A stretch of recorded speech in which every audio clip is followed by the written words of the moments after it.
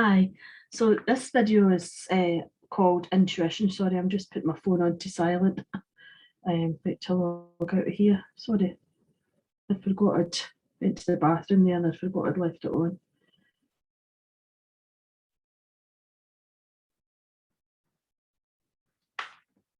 So this is called Intuition. So my intuition throughout the years has really varied in many degrees. I'm just trying to think. When my niece and nephew were small, for instance, I remember being away and I think I was in Greece at the time with my husband, and my nephew would have been about, I don't know what age he would have been. He was a child. He played football anyway. So I would say maybe around about 5 or 8 or something between these ages. And I didn't know anything about him.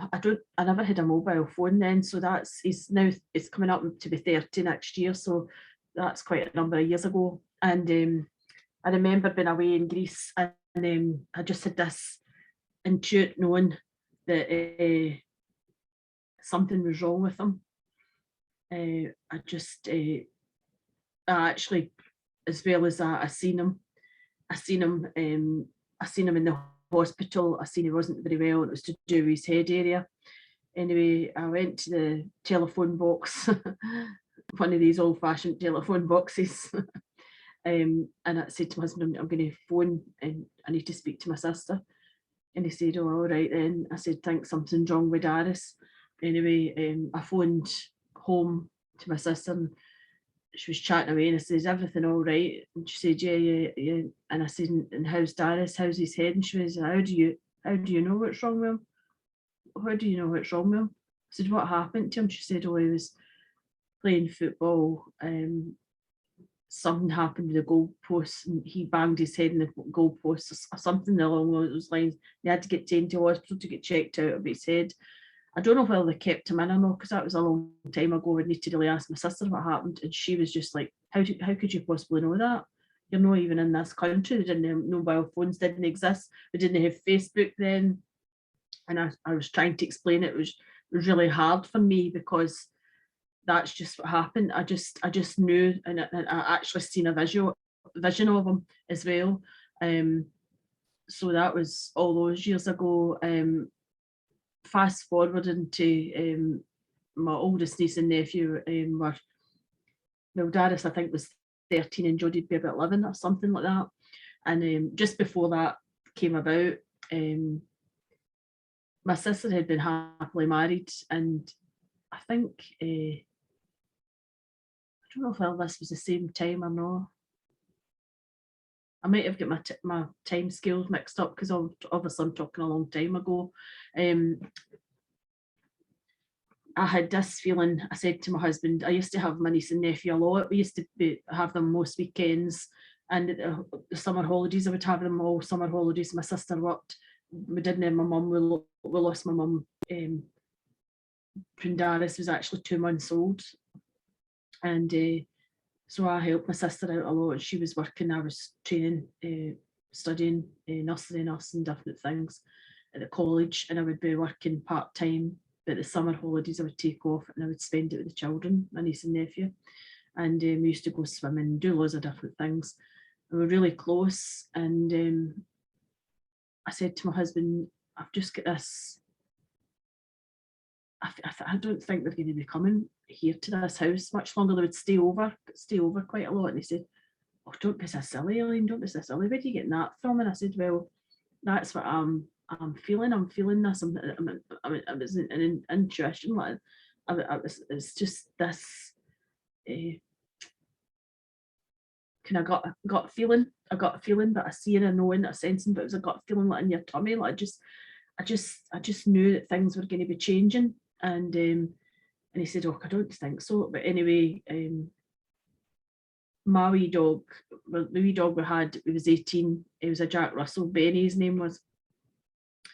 Also around about this same time, it all kind of works in together.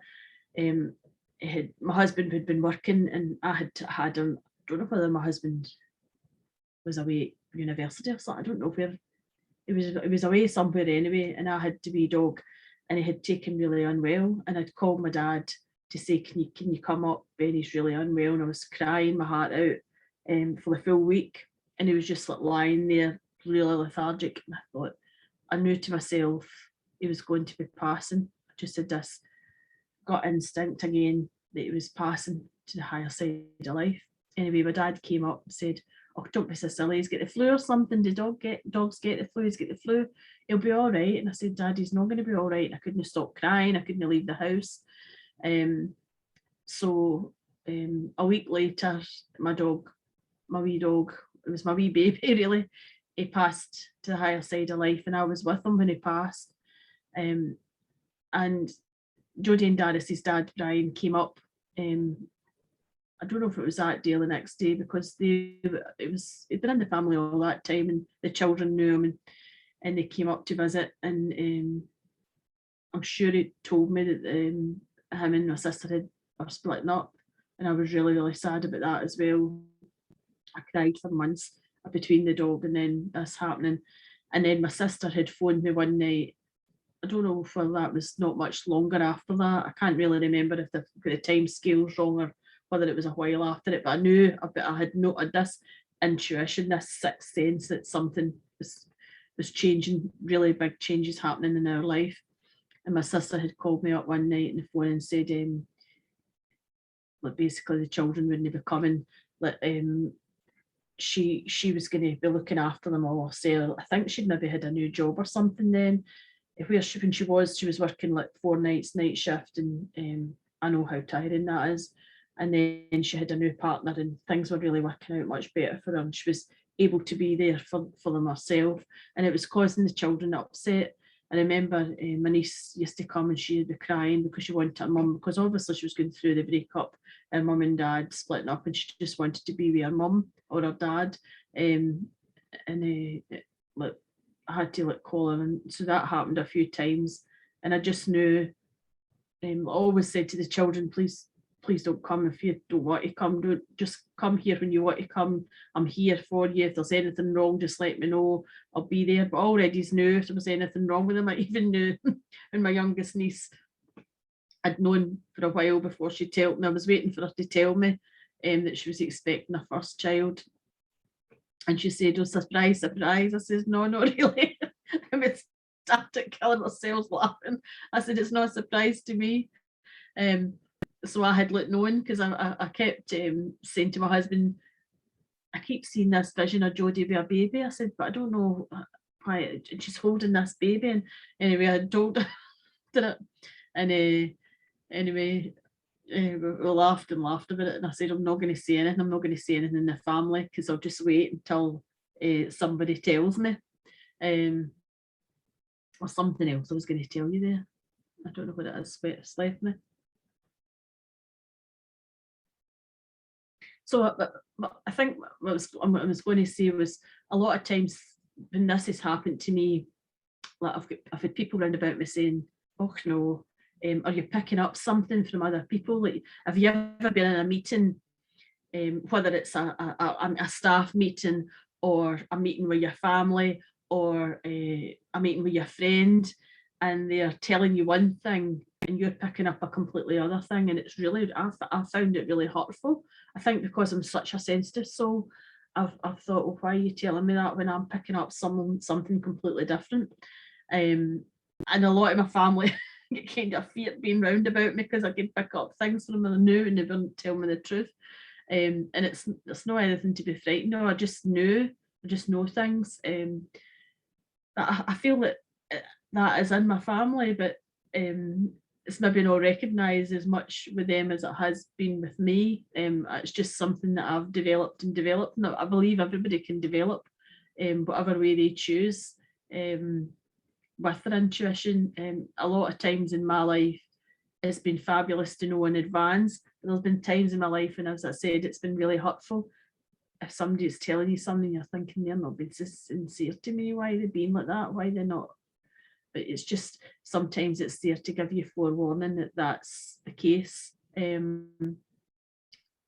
I felt as if there was something else I was going to speak to you about, but it's kind of left me.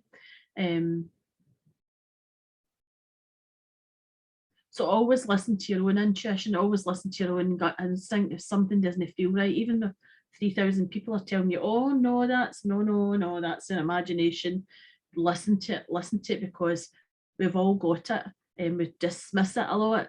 And there's umpteen times in my life and it's came forward, and there's something I've not to do, and oh, I don't listen to it, and I go ahead and do the thing, and then I think, oh great, I was given that information. I knew I had this intuition, I had this knowing, got a feeling that I wasn't to do that or say something or whatever, and it was too late. And even when you meet people, there's some people you just feel they're not got the highest intention. You don't listen to that, and then you feel like kicking yourself after it.